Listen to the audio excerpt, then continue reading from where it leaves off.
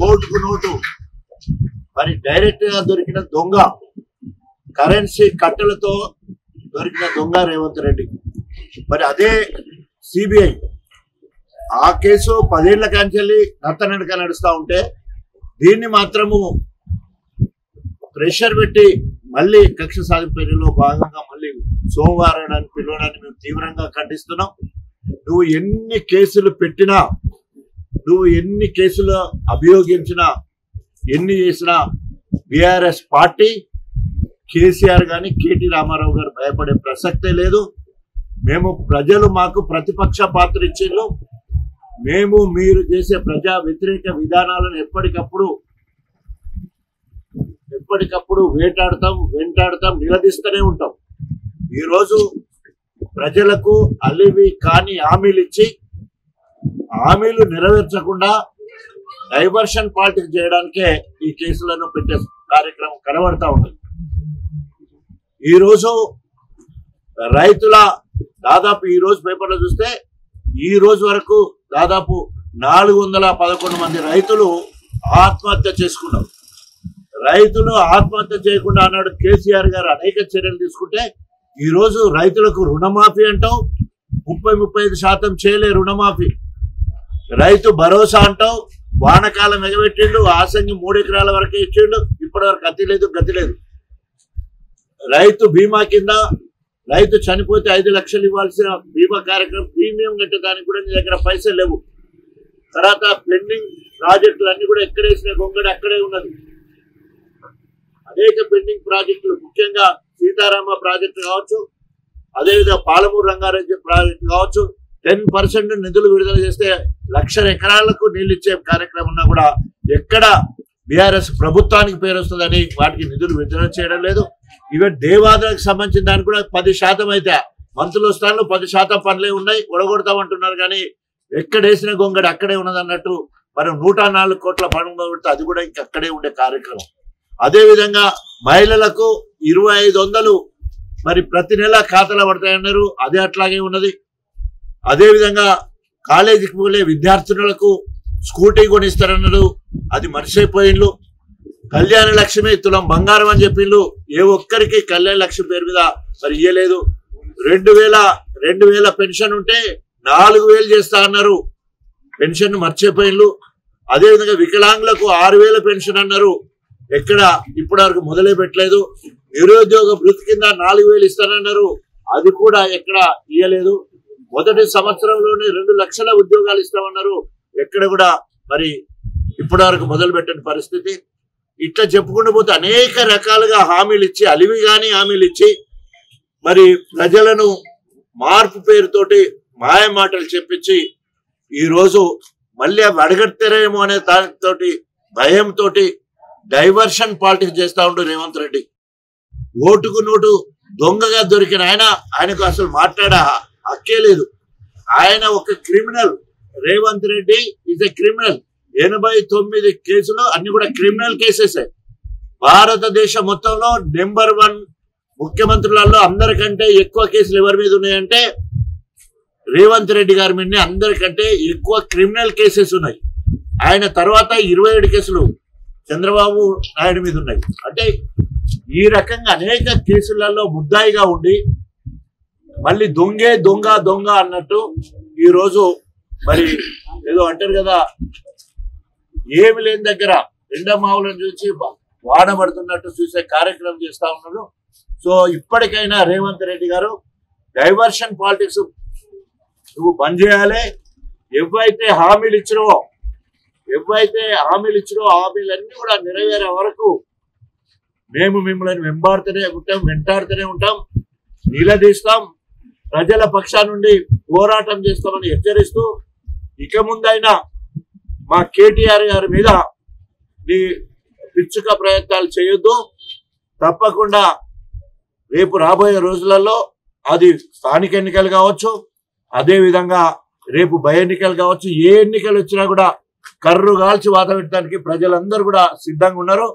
అదేవిధంగా గణపురం నియోజకవర్గానికి వచ్చే వరకు ఇక్కడ బీఆర్ఎస్ పార్టీ నుండి గెలిచిన కడియం శ్రీహరి సిగ్గు శరం లేకుండా ఆయన మరి ఇవాళ కాంగ్రెస్ పోయి నేను మార్పు కోసం అన్నాడు.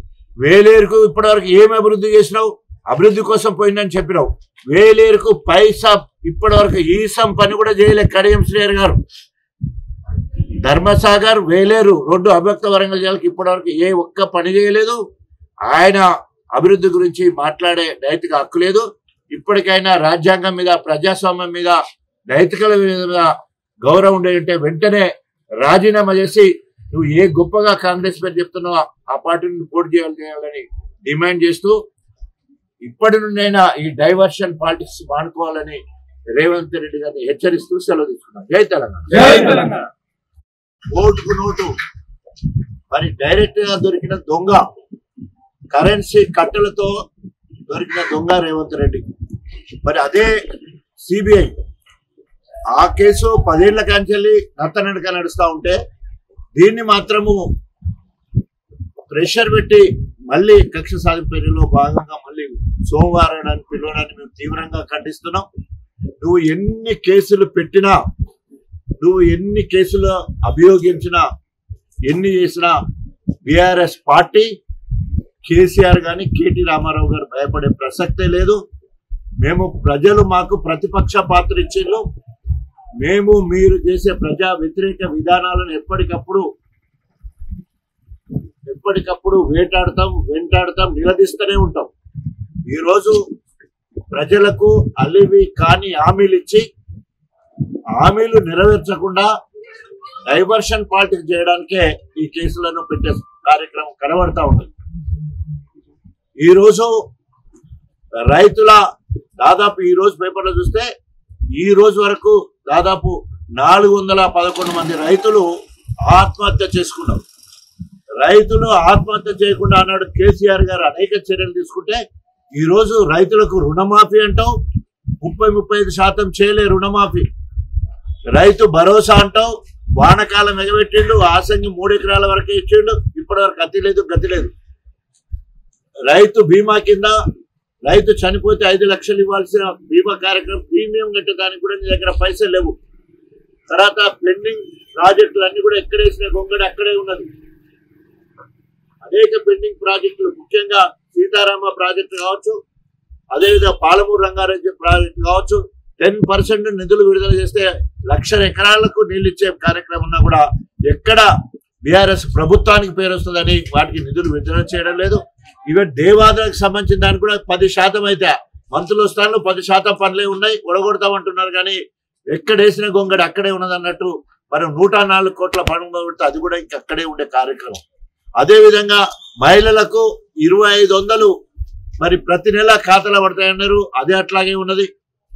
అదేవిధంగా కాలేజీకి పోలే విద్యార్థులకు స్కూటీ కొనిస్తారన్నారు, అది మర్చిపోయిండ్రు. కళ్యాణ లక్ష్మి తులం బంగారం అని చెప్పిండ్రు, ఏ ఒక్కరికి కళ్యాణ లక్ష్మి పేరు మీద మరి ఇయ్యలేదు. 2,000 పెన్షన్ ఉంటే 4,000 చేస్తా అన్నారు, పెన్షన్ మర్చిపోయిండ్రు. అదేవిధంగా వికలాంగులకు 6,000 పెన్షన్ అన్నారు, ఎక్కడ ఇప్పటివరకు మొదలే పెట్టలేదు. నిరుద్యోగ భృతి కింద 4,000 ఇస్తానన్నారు, అది కూడా ఎక్కడ ఇయ్యలేదు. మొదటి సంవత్సరంలోనే 2 లక్షల ఉద్యోగాలు ఇస్తామన్నారు, ఎక్కడ కూడా మరి ఇప్పటివరకు మొదలు పెట్టని పరిస్థితి. ఇట్లా చెప్పుకుంటూ పోతే అనేక రకాలుగా హామీలు ఇచ్చి, అలివిగాని హామీలు ఇచ్చి మరి ప్రజలను మార్పు పేరుతోటి మాయ మాటలు చెప్పించి ఈరోజు మళ్ళీ అవి అడగడతారేమో అనే దానితో భయంతో డైవర్షన్ పాలిటిక్స్ చేస్తా ఉంటూ రేవంత్ రెడ్డి. ఓటుకు నోటు దొంగగా దొరికిన ఆయనకు అసలు మాట్లాడే హక్కే లేదు. ఆయన ఒక criminal. Revanth Reddy is a criminal. 89 కేసులు అన్ని కూడా క్రిమినల్ కేసెస్. భారతదేశం మొత్తంలో నెంబర్ 1 ముఖ్యమంత్రులలో అందరికంటే ఎక్కువ కేసులు ఎవరి మీద ఉన్నాయంటే రేవంత్ రెడ్డి గారి మీదనే అందరికంటే ఎక్కువ క్రిమినల్ కేసెస్ ఉన్నాయి.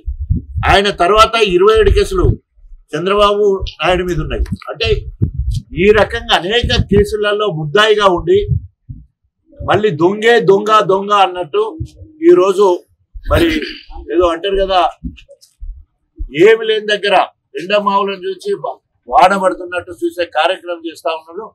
సో ఇప్పటికైనా రేవంత్ రెడ్డి గారు డైవర్షన్ పాలిటిక్స్ నువ్వు బంద్ చేయాలి. ఎవైతే హామీలు ఇచ్చినో హామీలన్నీ కూడా నెరవేరే వరకు మేము మిమ్మల్ని వెంటాడుతూనే ఉంటాం, నిలదీస్తాం, ప్రజల పక్షా నుండి పోరాటం చేస్తామని హెచ్చరిస్తూ, ఇక ముందైనా మా కేటీఆర్ గారి మీద నీ పిచ్చుక ప్రయత్నాలు చేయొద్దు.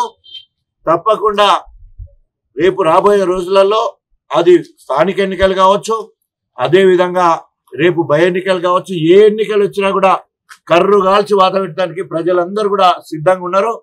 అదేవిధంగా గణపురం నియోజకవర్గానికి వచ్చే వరకు ఇక్కడ బీఆర్ఎస్ పార్టీ నుండి గెలిచిన కడియం శ్రీహరి సిగ్గు శరం లేకుండా ఆయన మరి ఇవాళ కాంగ్రెస్ పోయి నేను మార్పు కోసం అన్నాడు. వేలేరుకు ఇప్పటివరకు ఏమి అభివృద్ధి చేసినావు? అభివృద్ధి కోసం పోయిందని చెప్పినావు. వేలేరుకు పైసా ఇప్పటివరకు ఈసం పని కూడా చేయలే కడియం శ్రీహరి గారు. ధర్మసాగర్ వేలేరు రోడ్డు అభ్యక్త వరంగల్ జిల్లాకి ఇప్పటివరకు ఏ ఒక్క పని చేయలేదు.